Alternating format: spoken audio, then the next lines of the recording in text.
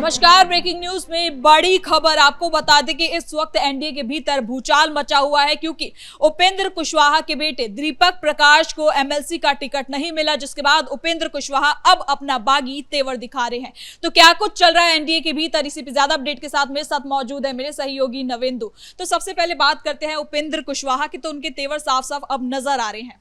देखिए, राजनीति में कब ऊंट किस करवट बैठ जाए ये किसी को मालूम नहीं होता है। यही उपेंद्र कुशवाहा थे। आज से कुछ समय पहले तक बिहार में कुशवाहा समाज के सबसे बड़े नेता के तौर पर खुद को पेश करते थे। स्थिति ऐसी थी कि अगर नीतीश कुमार के साथ रह गए होते तो हो सकता था उपेंद्र कुशवाहा बिहार के मुख्यमंत्री बन गए होते।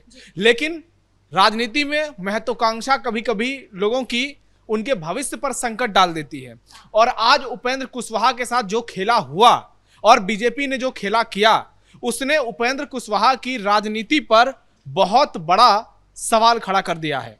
दीपक प्रकाश नवंबर में पहली बार मंत्री बनाए जाते हैं।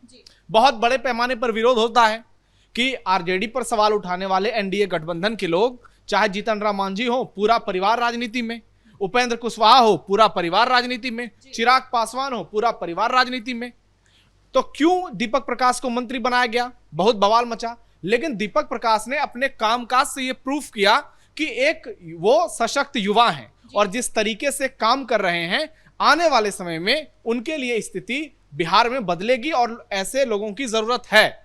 उपेंद्र कुशवाहा के बेटे को दूसरी बार फिर से मंत्री बनाया गया और यह तय माना जा रहा था कि उनको एमएलसी का टिकट मिल जाएगा। 10 सीटों पर चुनाव 18 जून को होना है। आज नामांकन की आखिरी तारीख है, कुछ घंटों का वक्त बचा है। देखिए, अगर 2-3 घंटे में कोई खेल हो जाए।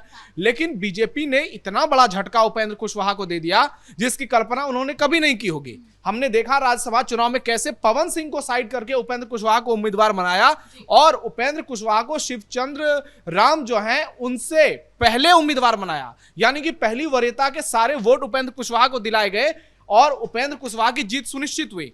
अब दीपक प्रकाश ने अभी कुछ दिन पहले मंत्री पद की शपथ ली थी और यह कहा जा रहा था कि दीपक प्रकाश का मंत्री अब बन गए हैं तो एमएलसी बनना तय है। लेकिन यहां पे बीजेपी ने बड़ा दांव खेल दिया। कुछ दिनों पहले से अमित शाह की ओर से उपेंद्र कुशवाहा को यह पैगाम भेजा गया था कि आप अपनी पार्टी का एनडीए में विलय, बीजेपी में विलय कर दीजिए। उपेंद्र कुशवाहा इसके लिए सहमत नहीं हुए और यह खेल पिछले कुछ महीने से लगातार चल रहा था। हमने देखा था कि उनके पार्टी के 3 एमएलए, माधव आनंद, आलोक सिंह और रामेश्वर महतो, इन्होंने बगावती सुर दिखाए थे। उसके बाद भी आलोक सिंह को उपेंद्र कुशवाहा ने प्रदेश अध्यक्ष की जिम्मेदारी दी थी। हिमांशु पटेल को लेकर के आए, कुछ नए चेहरों को मौका दिया, क्योंकि उनको लगा कि आने वाले समय में शायद एनडीए में उनका भविष्य बेहतर होगा, और दीपक प्रकाश को मंत्री पद का शपथ दिलाया गया। लेकिन 10 सीटों में से 9 सीट जहां एनडीए की जीत तय मानी जा रही है, वहां 4 बीजेपी के, 4 जेडीयू के और 1 चिराग पासवान के। यानी कुशवाहा के लिए सारे दरवाजे बंद, और यह सिर्फ एमएलसी सीट नहीं देना है, यह उपेंद्र कुशवाहा के साथ एक बहुत बड़ा मजाक भी है। लोग कह रहे हैं कि यह उपेंद्र कुशवाहा का अपमान है, और इनके बयान को जरा गौर से सुनिए। उपेंद्र कुशवाहा कह रहे हैं कि कोई एक एमएलसी सीट की लालच देकर अगर यह चाहता है कि हम अपनी पार्टी आरएलएम का विलय करा लें, तो इस दुनिया में कोई ताकत नहीं है जो ऐसा कर सकती है। आप यह देखिए कि उपेंद्र कुशवाहा किस भाव से बोल रहे हैं। वो इस वक्त इतने आग बबूला हैं, उनको लग रहा है कि बीजेपी ने उनको ठग लिया, उनको लग रहा है कि उनके साथ विश्वासघात हो गया, और इसलिए उपेंद्र कुशवाहा ये तो कह रहे हैं कि वो एनडीए में हैं, लेकिन वो सीधे तौर पर कह रहे हैं कि उनका वैचारिक संबंध जेडीयू से है। वो जनता दल के साथ वो जॉर्ज फर्नांडिस, नीतीश कुमार की विचारधारा से निकले हुए हैं, उनका बीजेपी के साथ कुछ भी नहीं है। इसके साथ वो ये भी कह रहे हैं कि जेडीयू को केवल अकेले नीतीश कुमार ने नहीं बनाया, बल्कि उनकी भी भूमिका है जेडीयू को बनाने में, और आज जो कुछ भी जेडीयू के साथ हो रहा है उसे देखकर वो काफी ज्यादा दुखी है। तो ये क्या कुछ कहना चाहते हैं? नहीं, देखिए, जेडीयू को बनाने में उपेंद्र कुशवाहा की उतनी बड़ी भूमिका नहीं है। जेडीयू को बनाने में जिन लोगों की भूमिका है उसमें नीतीश कुमार, शरद यादव, जॉर्ज फर्नांडिस, दिग्विजय सिंह, इन लोगों का नाम आता है। लेकिन बाद में उपेंद्र कुशवाहा आए और उनके आने से कुशवाहा समाज जो है वो जेडीयू के साथ और मजबूती से जुड़ा, और नीतीश कुमार ने लवकुश समीकरण तैयार किया।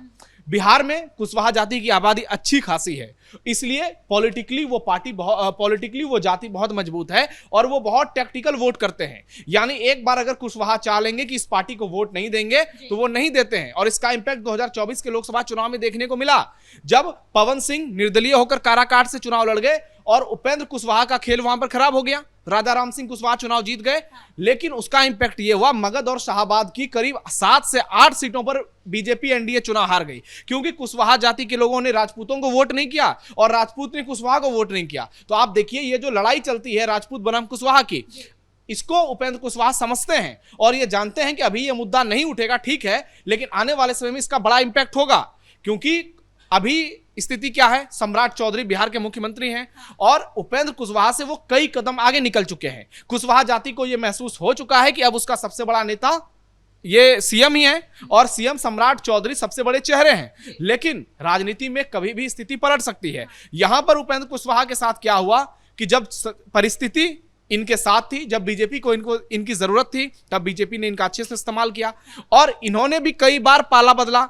एक बार आरएलएम से पहले उन्होंने आरएलएसपी बनाया, उसका विलय करा लिया जेडीयू में, फिर अलग हो गए, फिर दोबारा अब नई पार्टी बनाई है। तो उपेंद्र कुशवाहा भी कई बार गठबंधन बदलते रहे, एक बार तो महागठबंधन के साथ चले गए। तो आप इससे यह समझिए कि उनकी क्रेडिबिलिटी पर भी सवाल उठे और यहां पर अब तो सीधा सीधा दीपक प्रकाश के मंत्री पद को लेकर सवाल उठ रहा है कि यदि नवंबर तक का समय होगा मुश्किल से, अगर उनको एमएलसी, अब तो लग भी नहीं रहा है कि वो एमएलसी बन पाएंगे क्योंकि अभी एमएलसी का कोई चुनाव होना नहीं है, और क्या उनको बीजेपी जो है विधानसभा का चुनाव लड़ा देगी कहीं से, इसका फिलहाल दूर दूर तक कोई संभावना नजर नहीं आ रही, क्योंकि बांकीपुर में उपचुनाव होंगे लेकिन वो सीट बीजेपी की है।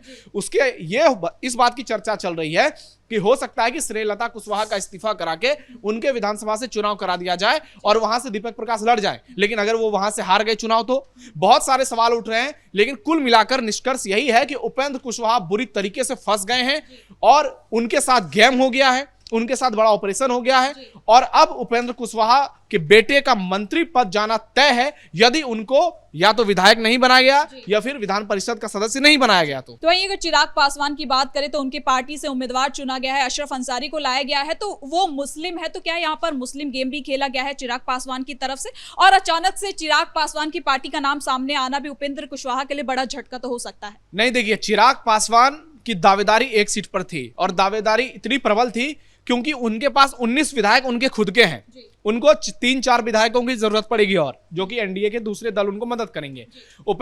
चिराग पासवान ने राज्यसभा में भी सीधे तौर पर कह दिया था कि हमें सीट नहीं चाहिए, लेकिन एमएलसी तो उनको बनाना था और उन्होंने बड़ा दांव खेल दिया है। जब एनडीए की तमाम पार्टियां मुसलमानों से किनारा कर रही है, चाहे बीजेपी हो, जेडीयू भी, अब आप देखिए जेडीयू भी धीरे धीरे अब पुरानी जेडीयू से नई जेडीयू में शिफ्ट होती जा रही है।